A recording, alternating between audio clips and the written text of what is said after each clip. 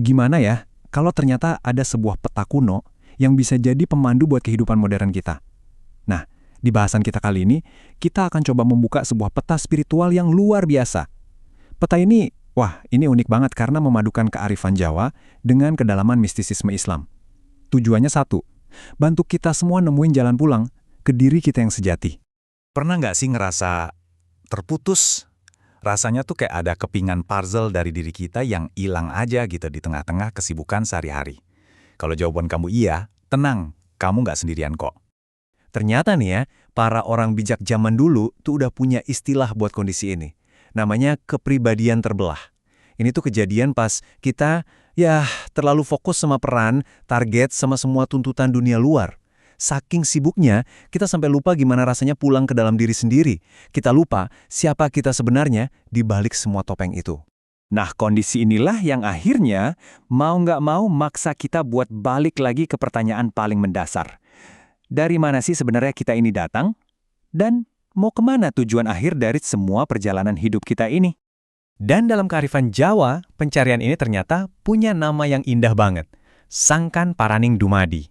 Dengerin deh, ini bukan sekedar filosofi ngawang-ngawang ya, tapi ini tuh sebuah ilmu praktis buat menelusuri asal-usul kita. Dan yang paling penting, memahami tujuan akhir perjalanan ini, yaitu kembali kepada Sang Pencipta. Oke, pertanyaannya sekarang terus gimana caranya kita menavigasi perjalanan batin yang kita tahu cukup kompleks ini?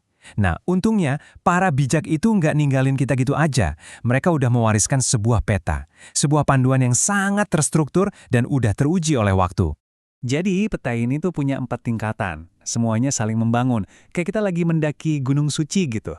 Setiap tingkatannya bakal bawa kita makin dalam, dari kulit terluar sampai ke inti keberadaan kita. Yuk kita jelajahin satu persatu. Oke, yang pertama namanya syariat.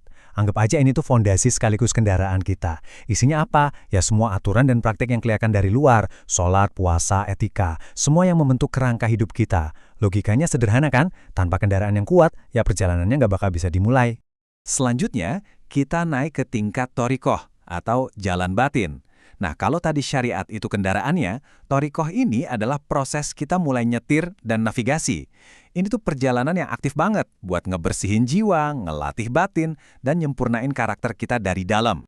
Nah, makin dalam lagi perjalanannya, kita sampai di hakikat.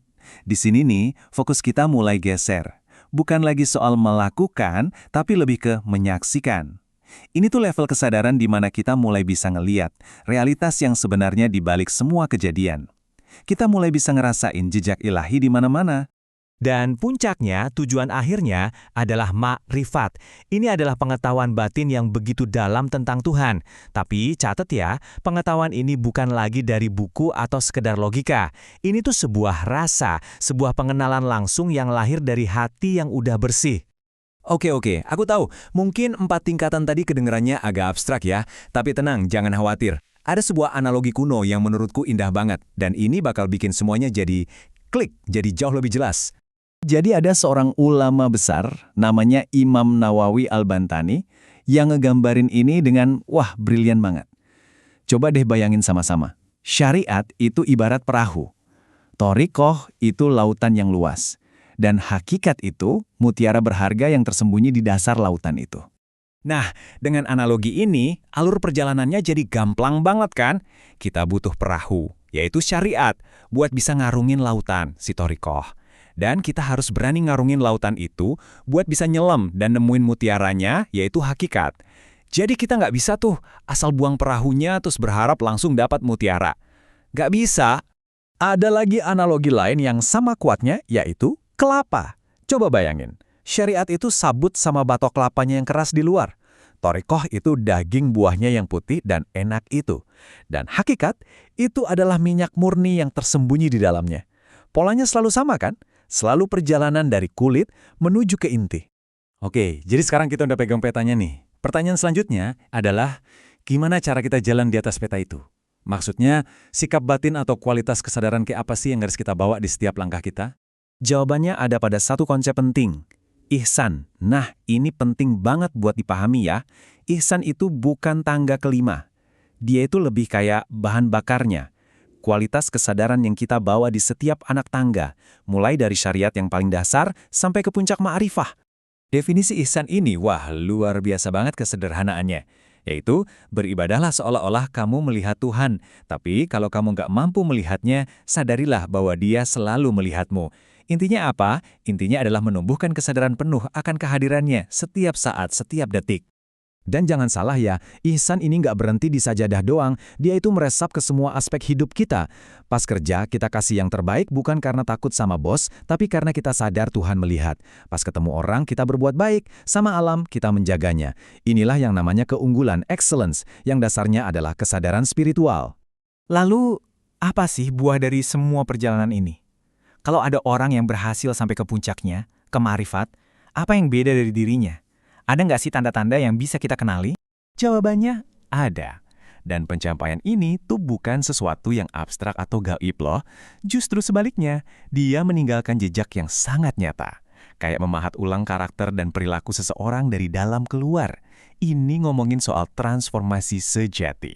Orang yang udah kenal sama Tuhannya, itu biasanya bakal memancarkan tanda-tanda ini. Pertama, ketenangan batinnya dalam banget, nggak gampang goyah.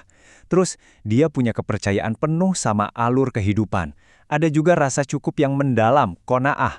Hatinya juga merdeka, nggak terikat sama status duniawi. Dan yang paling penting, lisan sama hatinya itu nyambung terus sama sang sumber.